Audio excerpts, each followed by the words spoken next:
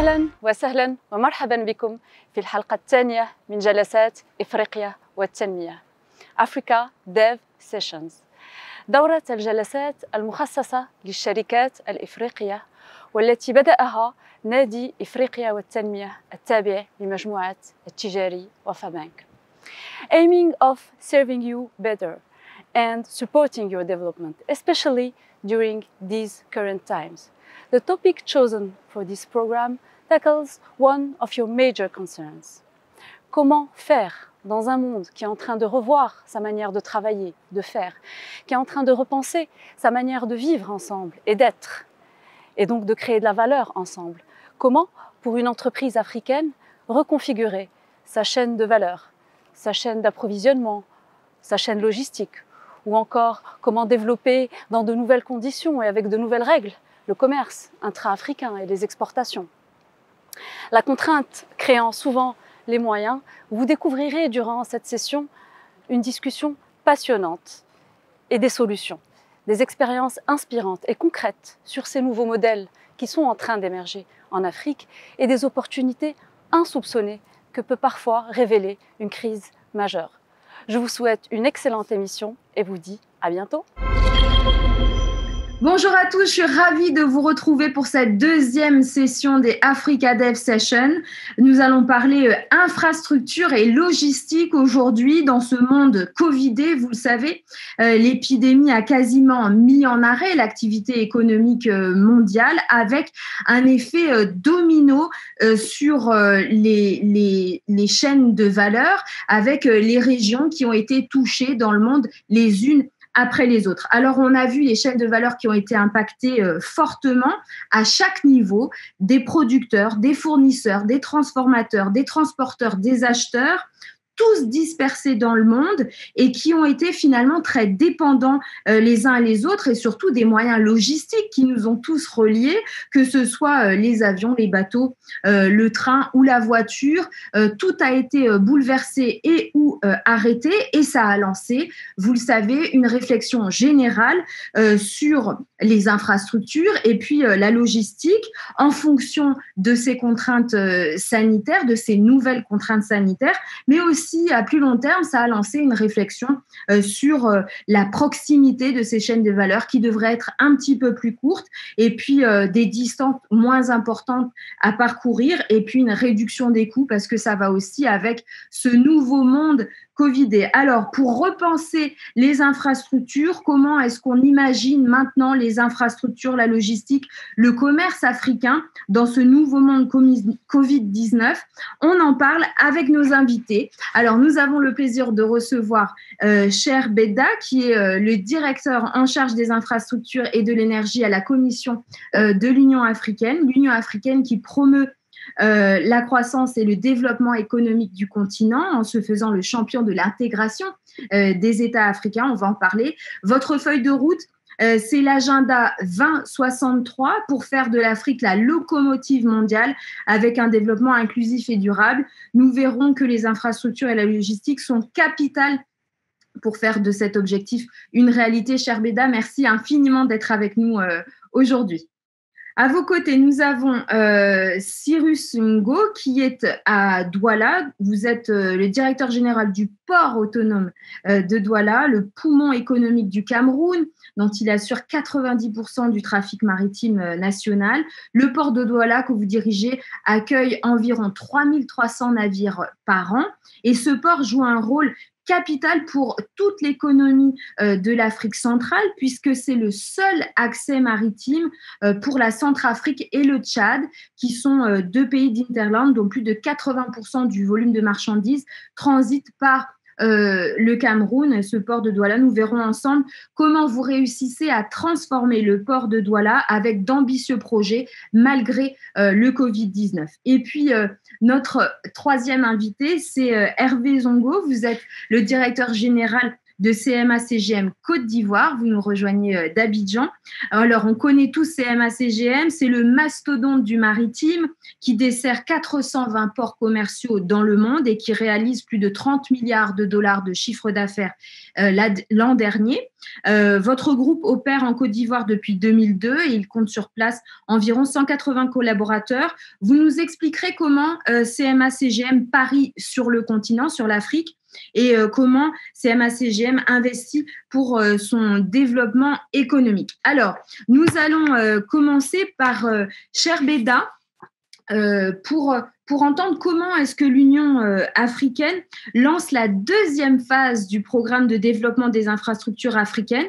Pour vous, finalement, le Covid-19 n'a fait que souligner l'urgence à avancer et à parier sur les infrastructures.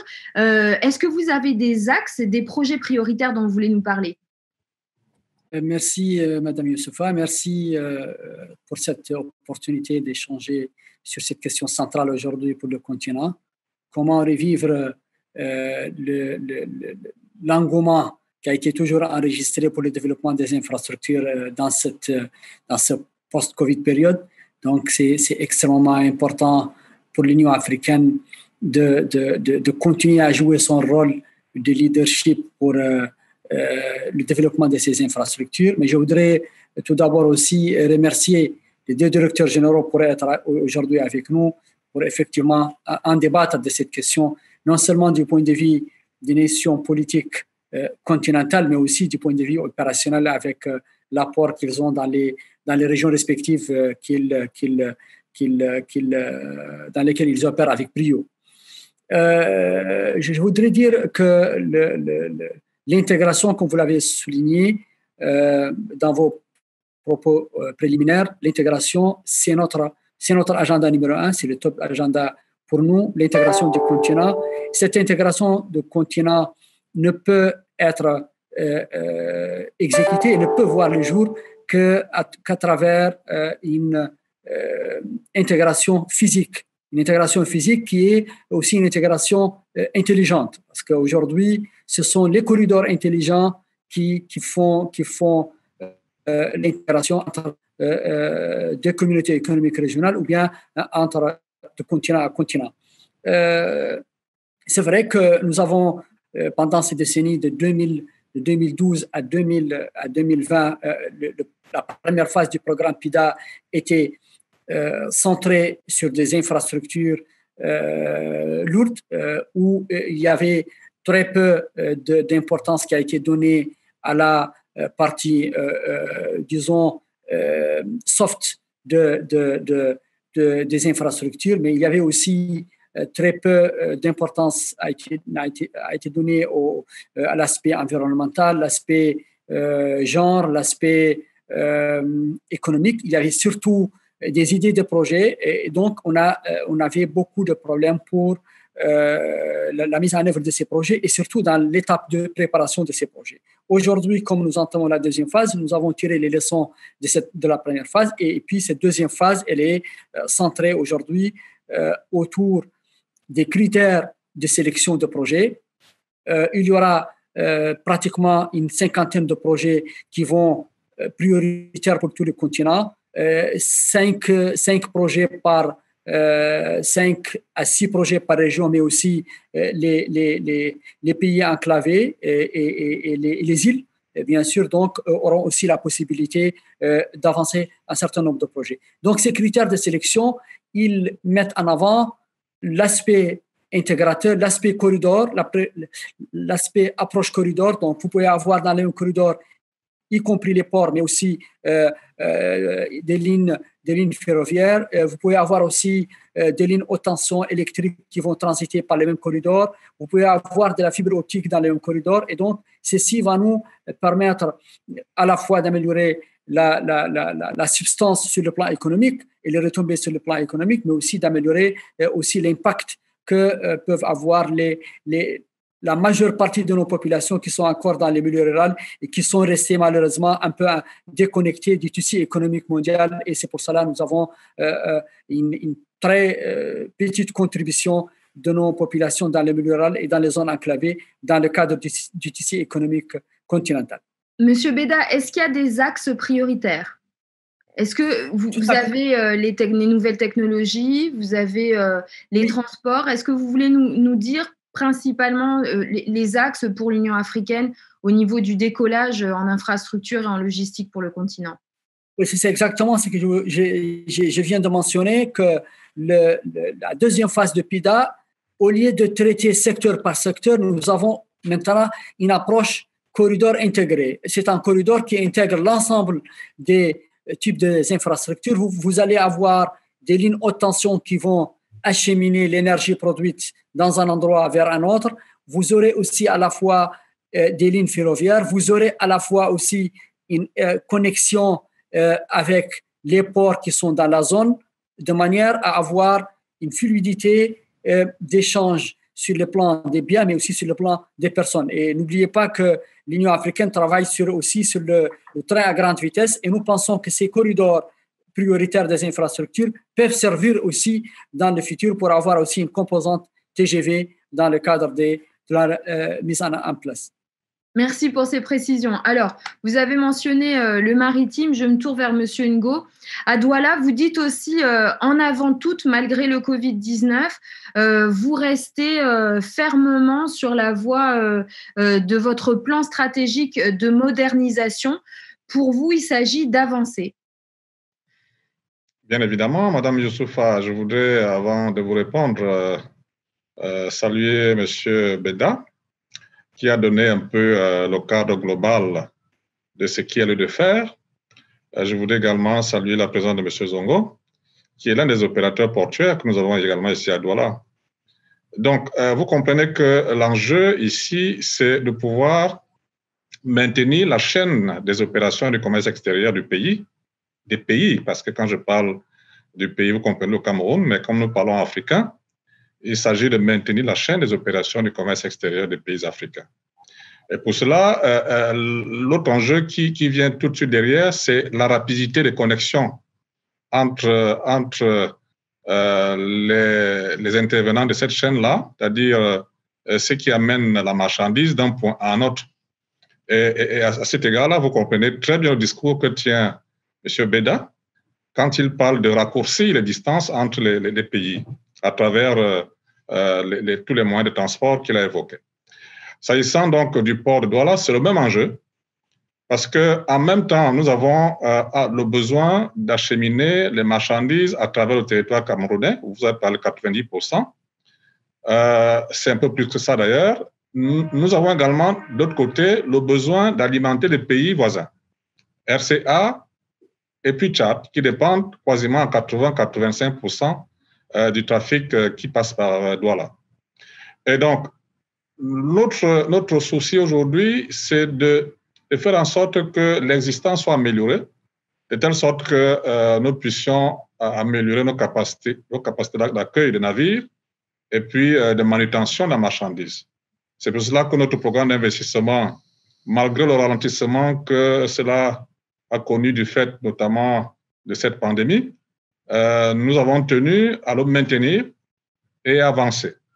Et je voudrais d'ailleurs en profiter pour dire à vous, Madame Youssoufa, qui êtes du groupe Attijari Wafa.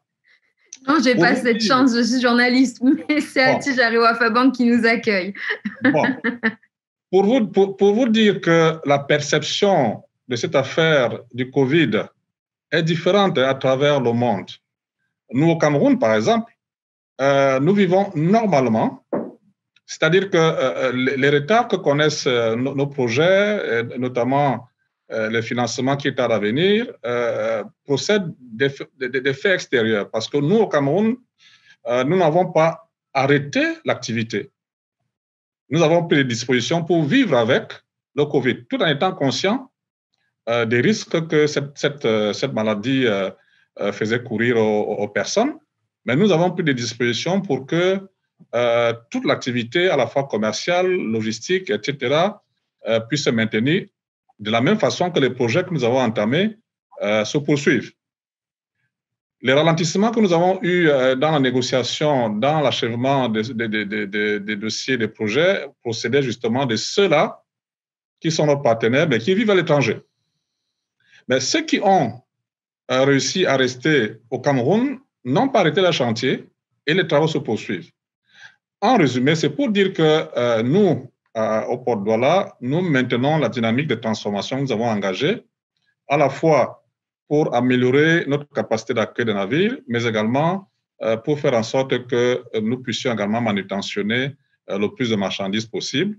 Et nous souhaitons que tous ceux qui nous écoutent puissent comprendre que, certes, la maladie, la pandémie, c'est un risque important pour les êtres humains que nous sommes, mais nous avons la capacité de prendre des dispositions pour que la chaîne des opérations de commerce extérieur ne s'arrête pas, parce que l'impact direct sur la vie des gens est immédiat. Parce que si vous arrêtez le port 1 heure, vous le ressentez tout de suite sur le panier de la ménagère. Il y a une énorme responsabilité pour vous, c'est-à-dire qu'il s'agit de continuer à travailler en intégrant ces contraintes sanitaires et il faut absolument avancer, c'est l'impératif. Absolument. Et c'est pour cela que j'apprécie le propos de M. Beda qui a évoqué la nécessité d'intégrer de plus en plus le virtuel, notamment en ce qui concerne les procédures. Parce que nous savons que les procédures font interagir les êtres humains. Et donc, si on intègre le plus possible le virtuel avec la dématérialisation, qui permet de réduire les contacts entre les personnes, ce serait une bonne chose. Nous avons également, avec la construction des infrastructures, parce que c'est l'un des grands défis en Afrique, qui fait en sorte que les contacts physiques vont se réduire au maximum parce que nous aurons le train, nous aurons des camions, nous aurons des routes bien construites.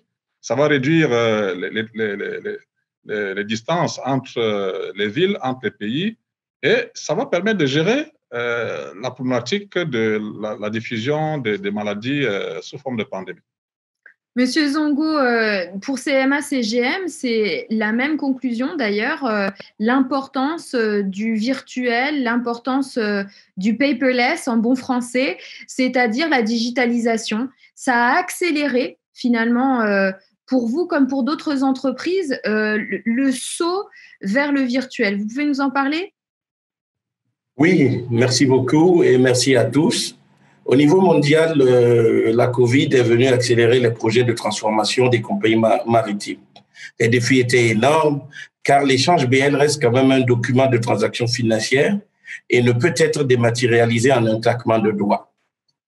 Aujourd'hui, le BL est utilisé comme un document de tierce détention.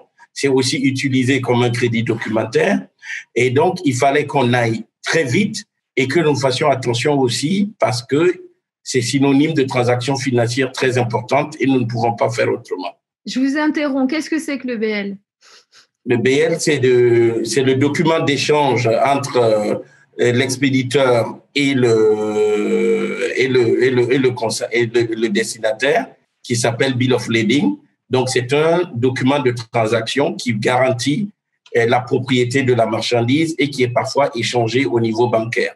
Donc, alors, ce qu'on n'imaginait pas quand on vous écoute, c'est qu'en fait, ce document était papier et qu'avec la pandémie, vous avez accéléré la modernisation de cette procédure pour la transformer en procédure digitale. Voilà. Et il y avait des essais, ils n'étaient pas encore généralisés, mais dès qu'il y a eu la COVID, il y a eu une forte avancée des compagnies maritimes, particulièrement chez CMA-CGM, et où on a voulu prendre en compte les risques financiers que ça pouvait avoir. Donc, concrètement, au niveau de la CMA-CGM que je connais, un client peut désormais demander sa cotation en ligne, faire son booking, récupérer son conteneur sur un terminal, l'emporter, le faire embarquer depuis n'importe quel port, recevoir ses documents et organiser jusqu'à l'entreposage au port de destination en restant dans son bureau ou dans sa maison. C'est une vraie révolution pour ceux qui connaissent notre secteur, que l'on dit souvent très traditionnel. Cela demande même de l'accompagnement et du changement tant à l'interne qu'au niveau organisationnel. Mais dans l'ensemble, nous avons pu satisfaire 100% de nos clients. En Afrique, avec le développement des plateformes mobiles que nous suivons et des services financiers en cours, nous pensons que l'adaptation sera encore plus rapide suite à la COVID. Nous réfléchissons à la mise en place de bornes d'échange digitales qui pourront permettre aux clients de gagner du temps et ne passant plus par la case armateur, sauf en cas de litige ou de claim où nous répondrons bien sûr présents. Ça ne sera pas la disparition de nos agences si je veux parler. La logistique, autrement, ça tombe bien. À CMA CGM, la vision de notre groupe, c'est Shipping the Future. Depuis une dizaine d'années, vous remarquerez que les compagnies maritimes essaient de s'adapter aux besoins des clients et que nous arrivons à faire en sorte que les clients, à chaque problème posé, ils puissent trouver une solution clairement définie. Pour vous, ce qui est intéressant dans ce qu'on entend, c'est finalement cette crise est aussi une opportunité. Pour CMA CGM, c'est accélérer la transformation. Ce que je relevais aussi dans le propos de M. Beda, c'était l'idée de corridor. C'est quelque chose sur lequel le groupe travaille aussi beaucoup avec une offre qui va à l'intérieur des terres aussi. Et c'est pas si évident pour un groupe qui est d'abord maritime. Vous avez raison, parce que de plus en plus, on va dire depuis une dizaine d'années, on assiste un peu à une verticalisation dans notre industrie et vous commencez à voir que nous allons de moins en moins parler en silo, donc d'acteurs logistiques, transitaires, manutentionnaires, et entreposeurs, armateurs, et nous allons aller vers une approche plus globale où l'armateur devient un véritable logisticien qui s'occupe de la supply chain du client et qui peut lui offrir un service de bout en bout. Et ça a vraiment été une très forte accélération parce que si vous regardez, aujourd'hui, le groupe CMA-CGM a pu, grâce à une intégration de son cycle de transport, ouvrir des corridors sur le Burkina Faso pour les pays que je connais, sur le Niger et aussi sur le Tchad et à travers le Cameroun. Afin d'apporter une solution adaptée, on s'est transformé en développant des solutions digitales et dématérialisées. Et aujourd'hui, avec le rachat de Seva Logistique, qui est un des commissionnaires en transport, un des plus grands commissionnaires en transport dans le monde, le groupe CMA-CGM aujourd'hui est capable de répondre à toute la supply chain du client et de dire au client, au lieu d'avoir plusieurs silos et plusieurs ruptures de charge, nous pourrons être capables, grâce à nos filiales CMA-CGM Inland Service et à notre filiale Seva Logistique qui s'implante fortement en Afrique, vous offrir des solutions d'entreposage, vous offrir des solutions de transport terrestre, multimodal, pareil, et pour faire en sorte que, en cas de blocage, vous ayez un seul interlocuteur. Merci, Monsieur Zongo. Monsieur Ngo, quand j'écoute CMA-CGM, je pense aussi au port de Douala parce que dans votre transformation, vous prenez de nouveaux métiers ou vous les reprenez si on regarde l'histoire du port, mais en tout cas, il y a la question du dragage, il y a la question aussi des containers. Vous développez une offre telle que l'a expliqué Monsieur Zongo, qui est plus extensive, plus importante et en tout cas qui permet d'avoir plus de contrôle aussi sur l'ensemble de l'activité du port. Vous pouvez nous expliquer pourquoi est-ce que ça fait sens financièrement pour le port de Douala? Oui, avant de répondre directement à votre question, je voudrais rebondir sur l'intervention de M. Zongo qui parle directement. Parce qu'il faut comprendre que dans un port, il y a plusieurs métiers. C'est pour ça qu'on parle de l'industrie portuaire. L'un des éléments qui était susceptible de créer des contacts, c'était justement le déplacement des BL, Build of Loading, qui est une espèce de contrat entre le chargeur qui a le navire, et puis, l'armateur qui a le navire, et puis le chargeur qui a commandé la marchandise. Alors, ce que nous avons fait au port, dans le sens de la digitalisation, c'est justement de réduire les 120 000 factures qu'on a adressées à chaque chargeur, parce qu'il faut comprendre que dans un navire, il y a plusieurs personnes qui ont fait embarquer leurs marchandises. On les appelle les chargeurs. Alors, dans ce navire, l'ensemble des marchandises est répertorié dans le BL, comme a dit M. Zongo. Et c'est ce BL qui, arrivé au port, est éclaté pour que le port, à son tour, adresse une facture à chaque chargeur. Alors, ce que nous avons fait, c'est que au lieu de traiter 120 000 usagers, par exemple, nous les avons réduits de 120 à 200 personnes en faisant en sorte qu'il y ait des grands comptes. Les grands comptes, c'est les consignataires qui, au lieu que ce soit le port qui soit l'interlocuteur de 120 usagers, les consignataires vont se charger de délivrer les factures aux chargeurs. Vous voyez bien que de 120 personnes qui devaient interagir entre elles, avec le port, aujourd'hui, nous le réduisons à 2500. Maintenant, dans la chaîne des opérations du commerce extérieur, il y a la question du coût de passage, c'est-à-dire que l'attractivité procède de la façon dont vous réduisez les coûts de passage. Et c'est à ce niveau-là que nous avons entrepris de reprendre le contrôle du dragage du port de Douala. Parce que notre port, c'est un port d'estuaire, et pour que les bateaux puissent accéder en toute sécurité, nous avons souvent donné des contrats très onéreux à des multinationales, et ça nous coûtait très cher. Et pour réduire donc les coûts du dragage et bien évidemment réduire les coûts de passage portuaire, nous avons décidé d'acquérir nous-mêmes la logistique nécessaire dans des bateaux qu'on appelle des dracs, qui vont permettre en autonomie de draguer le port. Ce qui fait que nous réduisons considérablement les coûts d'exploitation, et ce qui nous amène bien évidemment à réduire les factures que nous adressons bien évidemment aux chargeurs. Donc voilà un peu l'enjeu. Vous voyez, la digitalisation, mais également la diminution des coûts d'opération vont faire en sorte que l'usager final puisse être maintenu comme client du port, en espérant bien évidemment qu'à la chaîne, à la fin, au bout de la chaîne, c'est le citoyen ordinaire qui va le ressentir dans son portefeuille. Monsieur Beda, on l'entend, on voit que les chaînes de valeur, les acteurs sur le terrain commencent à se transformer, à saisir quelque part dans la tragédie qu'est la pandémie, les opportunités qui peuvent se nicher pour accélérer le changement. Pour l'Union africaine, comment est-ce que vous voyez cet appel aussi à accélérer la digitalisation? Comment est-ce que vous allez l'accompagner?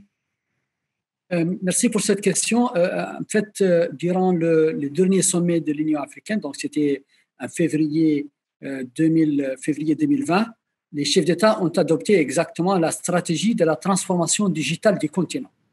Et c'est une stratégie extrêmement importante et innovante, et elle est multisectorielle, et la composante infrastructure, elle est là comme backbone, elle est là comme un élément qui va accélérer cette digitalisation, donc à travers les infrastructures et surtout tout ce qui est ICT.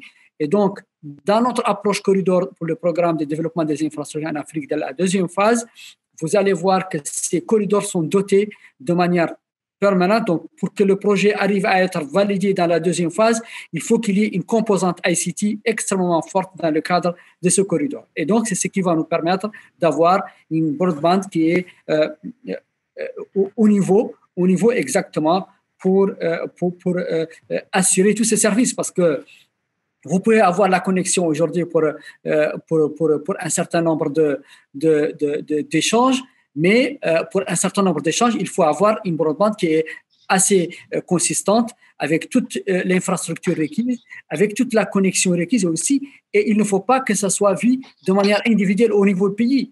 Il faut que l'ensemble du continent soit doté de ces infrastructures pour qu'effectivement, il y ait des échanges. N'oublions pas que dans le même sillage, les chefs d'État ont adopté aussi récemment la fameuse zone de libre-échange, donc, que nous attendons tous avec beaucoup d'impatience. Donc, janvier 2021, ça va être opérationnel, et nous aurons les premiers échanges entre pays suivant la réglementation de cette zone de libre-échange africaine. qui va constituer… Ce que vous dites, Monsieur Beda, est extrêmement important parce que finalement, il y avait beaucoup d'inquiétudes sur le retard que pouvait prendre cette zone de libre-échange que beaucoup d'acteurs économiques appellent de leur vœu. Vous nous dites, il n'y aura pas de retard, 2021, zone de libre-échange va commencer à rentrer en œuvre. Exactement. En tout cas, toutes les conditions préalables sont aujourd'hui en cours d'être achevées, complètement achevées.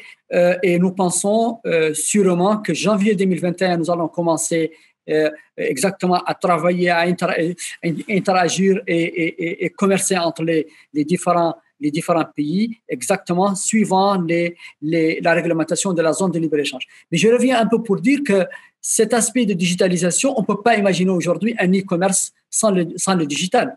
Donc, cette stratégie digitale adoptée en janvier, la pandémie COVID-19 qui a démontré la limite de toutes nos infrastructures qui étaient hard et qui étaient là disponibles. Donc, je pense que tout ceci va nous amener à avoir plus de focus sur le digital.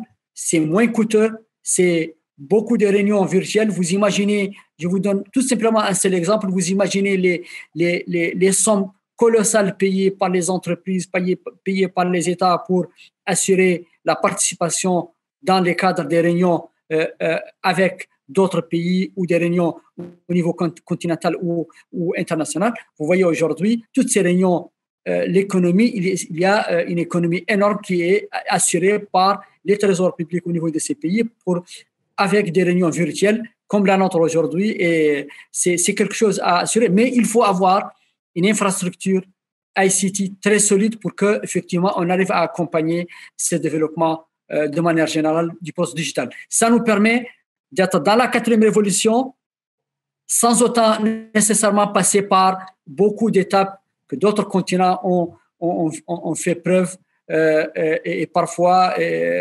rassurez-vous que ces continents ont eu beaucoup de soucis pour arriver là. Donc, c'est une aubaine pour le continent africain pour exactement être quasiment directement dans la 4e révolution numérique. Alors, je joue la provocation, mais l'économie, pour certains, c'est un manque à gagner pour d'autres. C'est le revers de la médaille. C'est-à-dire que ces personnes qui ne se sont pas déplacées pour aller dans les réunions, c'est l'effondrement de l'aérien, c'est l'effondrement des métiers de la restauration, de l'hôtellerie, une partie du tourisme qui était dépendant de ça. Ça a été le gain pour le secteur maritime qui a vu son activité augmenter pendant que les avions étaient cloués au sol. Mais est-ce que c'est une question de prospective? Parce que évidemment, tout le monde s'interroge sur l'avenir, beaucoup d'incertitudes. Est-ce que vous pensez que c'est finalement un ralentissement temporaire pour ces secteurs ou est-ce qu'il va falloir les repenser? C'est la question qui se pose parce que plus on avance dans l'épidémie, en tout cas pour l'Europe et les États-Unis, plus il y a des interrogations. On voit les compagnies aériennes comme Kenya Airways qui sont en difficulté, South African, Royal Air Maroc qui a été aussi impacté. Comment est-ce que ces secteurs qui sont très fortement impactés par cette accélération brutale de la révolution numérique, est-ce qu'à l'Union africaine, vous réfléchissez ou vous vous dites finalement ça va être un petit détour, mais on va quand même dans la bonne direction? Non, on a commencé à réfléchir et très tôt d'ailleurs, déjà le mois de mars, on a déjà mis en place ce qu'on appelle la High Level Technical Force, exactement, qui examinait toutes les options pour ces deux secteurs que vous avez cités, exactement le secteur aérien et le secteur du tourisme. Et nous sommes parvenus effectivement qu'il faut repenser tout en aussi tout en mettant l'accent sur l'aspect transitoire de l'épidémie. Donc, vous aurez à la fois des secteurs qui vont continuer à progresser, mais pour tout ce qui est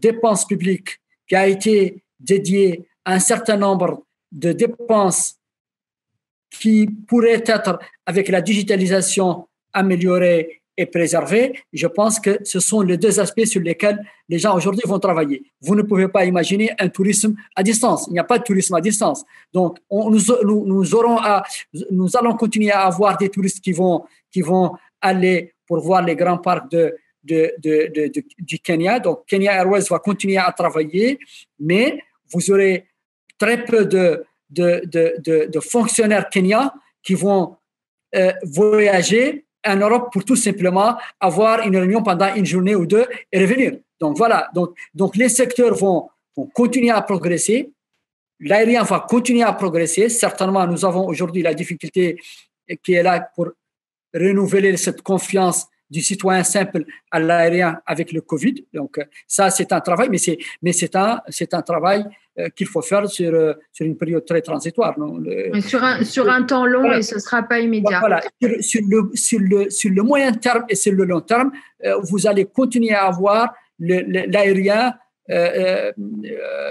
promouvoir les services connexes tels que le tourisme et autres. Très bien. Merci, Monsieur Beda. Je me tourne vers vous, Monsieur Zongo, pour continuer sur l'aspect que vous avez évoqué, finalement, d'une transformation du secteur. Il y a quelque chose que Monsieur Ngo nous a expliqué, c'est qu'il y a beaucoup d'acteurs sur un port. Est-ce que, selon vous, il y en a trop? Alors, ça dépend de là où on se situe, mais globalement, ça permet de voir à quel niveau. Au niveau du transport maritime, je dirais, il y a encore de la place pour tout le monde. Mais il faut d'abord reconnaître que quand on parle de l'Afrique, nous parlons de 5% du commerce mondial quand même. Et les flux ne sont pas si énormes pour qu'il y ait une atomisation du secteur en matière de multiplicité d'acteurs. Il faudra qu'on y prête attention. De toutes les façons, la première règle de la logistique, c'est que la massification des flux entraîne une optimisation et donc entraîne par conséquent une réduction des coûts. Quand vous avez un groupe de personnes qui contractent avec une seule société de transport, cette société de transport peut, avec le même camion, faire 10, 20 livraisons dans la même journée. Quand ce groupe d'opérateurs économiques décident chacun de contracter avec son propre transporteur, on assiste maintenant à des immobilisations de camions et à des mauvaises rotations de camions et à une mauvaise rentabilité de camions. C'est pourquoi parfois on se prête à dire que les coûts logistiques au niveau des pays africains sont plus énormes que les coûts logistiques au niveau des pays développés. Et souvent, j'aime à le dire, je dis, un bateau de 23 000 TEU, donc le coût de transport d'un conteneur dans un bateau de 23 000 TEU et le coût de transport d'un bateau de 4 500 TEU qui dessert souvent l'Afrique ne peut pas être le même. Donc déjà, il faudra qu'on arrive à massifier les flux, à ce qu'il y ait plusieurs acteurs, mais il faut veiller aussi à ce qu'il n'y ait pas trop d'acteurs. C'est en ce sens que la professionnalisation des acteurs est très importante et des autorités portuaires comme le port de Douala ou le port d'Abidjan essaient d'encadrer cela pour que on ne voit pas une multiplicité d'acteurs qui vont juste venir contribuer à surenchérir les coûts logistiques. En fait, ce que vous expliquez, c'est que l'activité actuellement sur le continent ne justifie pas qu'il y ait un tel fourmillement d'acteurs, mais que, pour le coup, le consommateur paye cette quantité d'acteurs que vous voyez opérer. Et finalement, est-ce que cette période va permettre de recomposer les chaînes de valeur telles que l'Union africaine l'appelle de ses voeux? Est-ce que vous avez le sentiment qu'au niveau des acteurs publics, des acteurs politiques, des décideurs, il y a une prise de conscience, ou bien ça va se faire uniquement au sein même du secteur privé et finalement, la période l'un dans l'autre va forcer les transformations sans qu'il y ait nécessairement d'ailleurs d'intervention publique? Non, il faudra obligatoirement l'intervention publique et on le voit dans la politique portuaire. Aujourd'hui, on est en train de penser au port sec à l'extérieur de port pour utiliser au mieux le système de conteneurisation et permettre à ce que le conteneur aille directement vers le client. Et ces ports secs ne vont pas être gérés par une multitude d'acteurs, mais j'espère qu'on pourra de cette façon arriver à donner à des professionnels du métier ces concessions exclusives-là pour permettre à ce que les concessionnaires puissent travailler sur des offres de manière à réduire les coûts logistiques. Je crois que la solution sera la bonne intelligence entre le privé et le public, et on voit déjà des solutions, par exemple avec le port de Dakar, où les ports secs maintenant ont été attribués à des armateurs, à chaque armateur, et les armateurs gèrent les flux de leurs clients. Et au niveau du port de Douala et du Cameroun, vous voyez aujourd'hui la concession du port de Kribi a été donnée à un consortium CMA-CGM Bolloré. Donc, les situations de monopole sont en train de s'ouvrir et c'est une bonne chose. C'est une stratégie pour pouvoir amener les coûts à des niveaux acceptables et que pourront bénéficier les clients. Merci, Monsieur Ngo. Évidemment, je vous passe la parole parce que là, c'est quand même votre domaine. La discussion vous est un peu adressée. Est-ce que vous considérez aussi que c'est une discussion qui commence à venir ou que vous avez déjà d'ailleurs ou que vous envisagez? Oui, tout à fait. Ce qu'il dit est exact. C'est un peu l'évolution normale du secteur. Dans le secteur maritime, il a bien souligné, on observe une tendance à la massification des flux, c'est-à-dire que au lieu de charger un bateau tout petit, on peut faire charger un bateau plus grand qui contient beaucoup plus de conteneurs, ce qui fait que pour le chargeur, le coût de la logistique est réduit. Et de la même façon, dans la chaîne des opérations, vous voyez de plus en plus, il y a la concentration des activités qui fait en sorte que le chargeur soit en mesure de livrer le client à destination, ce qui fait que ça élimine sur le chemin de nombreux métiers qui étaient isolés. Et bien évidemment, comme l'objectif, c'est réduire les coûts d'opération, cette tendance à la concentration des activités fait en sorte qu'il n'y a plus beaucoup d'intervenants dans la chaîne de la logistique. Et tout est concentré sur un seul opérateur qui peut, du départ à l'arrivée, satisfaire le client. Et de la même façon, il a évoqué la tendance que nous avons aujourd'hui à créer des zones logistiques qui permettent de raccourcir les distances entre les points de livraison et puis qui permettent également de changer la façon d'emballer les marchandises. La tendance globale aujourd'hui, c'est vers la containerisation, y compris le bois. Vous savez, le Cameroun, c'est un pays qui produit beaucoup de bois. La méthode la plus usuelle est la méthode d'évacuation du bois en grume. Aujourd'hui, nous avons une tendance à la containerisation du bois. Au lieu de le charger nature dans les bateaux, nous le mettons dans des conteneurs. C'est une évolution qui est en train de prendre de l'ampleur. Et je crois que c'est dans cette direction-là que le changement, bien évidemment, risque d'intervenir. Bien évidemment, ce changement de procédé sera complété, et ça, c'est vraiment indispensable, par la digitalisation, comme vous l'avez évoqué, notamment ce qui concerne les procédures. Tout va se faire de façon électronique, y compris les paiements. Donc c'est une problématique qui nous parle beaucoup. En même temps, à côté de cela, en tant qu'autorité portuaire, nous faisons également l'effort de diversifier, ce qui fait que le chiffre d'affaires que cherche à créer l'autorité portuaire n'est plus concentré uniquement dans les opérations portuaires classiques. Nous essayons d'attirer les industries en optimisant le foncier portuaire. Le foncier portuaire qui coûte un peu plus, qui coûte cher aujourd'hui parce que nous avons la proximité avec la ville, nous avons la possibilité de faire en sorte que l'industrie se rapproche le plus possible des lieux d'éclatement de la marchandise, toute chose qui fait que même s'il y a un ralentissement dans le trafic, nous avons au moins la possibilité de maintenir notre chiffre d'affaires grâce à cette diversification de notre activité.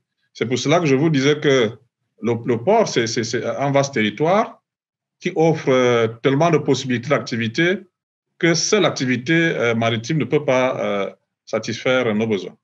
Alors, je vous prends en mot, Monsieur Ngo. Je suis chef d'entreprise, j'ai plein d'idées, je vous entends et je me dis, il y a plein d'opportunités. Vers qui je me tourne pour saisir ces opportunités dont vous parlez? Et la même question à Monsieur Zongo. Comment est-ce que les chefs d'entreprise les plus dynamiques peuvent rentrer dans ce secteur ou en tout cas saisir les opportunités que vous évoquez? Vous savez, dans l'industrie portuaire, il y a beaucoup de métiers. Vous savez, quand autant nous recevons des navires, autant nous créons de l'activité pour des entreprises, des créateurs de start-up et autres. Vous voyez, par exemple, quand un navire arrive, il a besoin d'être ravitaillé en carburant, il a besoin de ravitailler en nourriture, il a besoin de faire le ménage, il a besoin de changer d'équipage, il a besoin de faire des réparations sommaires. Vous voyez, avec ce que je viens de citer, vous constatez là qu'il y a des niches d'emploi et d'activités très importantes. Ce qui fait que l'industrie portuaire est un pourvoyeur très important d'emplois dans les pays où vous avez un port qui fonctionne bien. Et c'est pour cela que je disais tout à l'heure que nous, l'intérêt que nous avons, nous, autorités portuaires, c'est de faire en sorte que nous ayons des flux permanents, hein, que des navires arrivent pour pouvoir à la fois faciliter les opérations de commerce extérieur, mais également créer une activité économique autour du bateau. Voilà un peu ce qui caractérise un peu tout ce que nous développons comme ingénierie de projet. Passionnant. Je suis sûre que parmi les clients d'Attijari Wafa Bank, il y en a un ou deux qui se disent il y a des bonnes idées à prendre et des opportunités à saisir. Alors, le mot de la fin à Monsieur Beda. On parle souvent du gap en investissement dans les infrastructures. Monsieur Ngo a quand même évoqué l'hésitation ou en tout cas la froideur des investisseurs actuellement à cause des incertitudes autour de la pandémie. Il y a un gap d'investissement qui est considérable pour les infrastructures.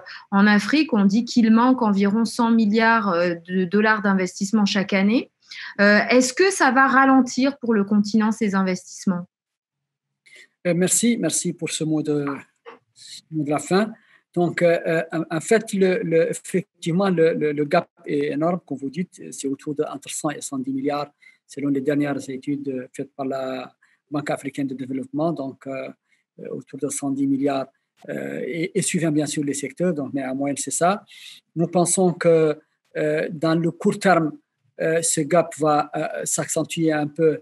Pourquoi? Parce que initialement, l'essentiel de ces projets a été toujours soutenu par des garanties souveraines au niveau des États. Ces garanties souveraines aujourd'hui vont aller dans le secteur de la santé, dans le secteur